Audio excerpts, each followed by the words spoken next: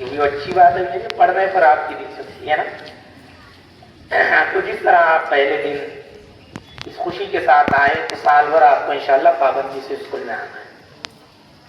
2 महीने की बेहतरीन छुट्टी आपने गुजारे, नाना नानी के वहाँ भी जाकर आ गए हूँ, बकरीद हुई माशाल्लाह,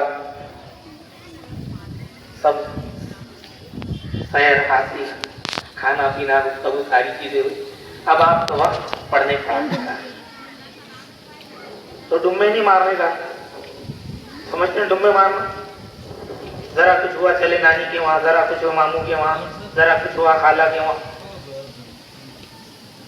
आपसे भी कहा गया कि माहिरीन, जो इस तालीम के माहिरीन, वो ये कहते हैं कि जो बच्चे बगैर किसी उज़्र के एक दिन की गैर हाजिरी करते हैं, 40 दिन उनके स्कूल की या सबक की बरकत उनसे चली जाती है।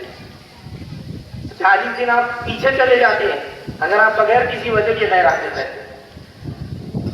तो इसके लिए पाबंदी से स्कूल आएंगे इंशाअल्लाह। अब आपका तालीमी साल का आगाज है। अब यहाँ से आपको 1 साल तक एक तरक्की करना है। कोई पढ़ने में कमजोर है, उसको ये इरादा करना है कि मैं अपनी इस कमजोरी को दूर करूंगा। मेरी उर्दू कमजोर है, मैं उर्दू को अच्छी करने की कोशिश करूंगा। राइटिंग थोड़ी सही नहीं है, उसको अच्छी राइटिंग बनाने की कोशिश करूंगा। हिसाब किताब में मेरी कमजोरी है, मैं उसको अच्छा करने की कोशिश करूंगा। तो आप 1 साल के अंदर एक अपना तय करें कि हमको आगे बढ़ना है, पीछे आना नहीं। जैसा कि सर ने भी आपसे कहा कि आपको सीखना सिखाना है, आपकी मेहनत असल है। असातिज़ा तो पढ़ाएंगे आपको, लेकिन आप कितनी मेहनत करते ये अहम है। दूसरी चीज, आपको स्कूल से जो काम दिया जाए उसको घर पर जाकर पूरा करना। होमवर्क दिया जाता है उसको जाकर पाबंदी से करना और दूसरे दिन ला करके बताना, और उसमें एक दूसरे से आगे बढ़ने की कोशिश करना है ना। अपना क्या ख्याल होता है, स्कूल से गए, बस्ता घर में रखे, अगले दिन बस्ता उठाकर लाए, होमवर्क वगैरह पूछे तो हम करते, हम भूल गए, खेल कूद में लग गए। तो स्कूल से जाने के बाद आपका अहम काम घर के अंदर फिर पढ़ना पढ़ाना होता है। खेल कूद भी कीजिए और घर के अंदर भी पढ़ने पढ़ाने का माहौल बनाएं। करेंगे इस पर अमल इंशाअल्लाह। और मोबाइल पूरी पाबंदी से देखना, अम्मी का छीन लेना, अब्बू का छीन लेना, उस पर गेमा खेलना,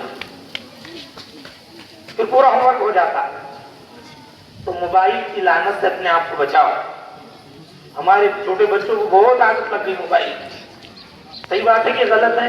सही है। ईमानदारी से बोलो। पीछे जाओ, मेरे कान पे। तो अन्य लोगों का मोबाइल लेकर हम घंटों उसमें बर्बाद नहीं करेंगे। आपकी उम्र पढ़ने पढ़ाने की है, इसके अंदर आप जितना अपने आप को तालीम पर, अपने पढ़ने पढ़ाने पर फोकस करेंगे, आप इंशाअल्लाह तरक्की करेंगे। आखिरी बात, हर बच्चा अपने जहन में अपना एक टारगेट रखे, मुझको क्या बनना है। अगर आपने ये तय नहीं की कि मुझको क्या बनना है, तो माहिरीन ये कहते हैं कि जिसने ये तय नहीं किया मुझको क्या बनना है, वो कुछ भी नहीं बन सकता। अगर अभी तक आपके जहन में नहीं था तो अब यहां से आप तय करेंगे मुझको क्या बनना है, तय करेंगे इंशाअल्लाह।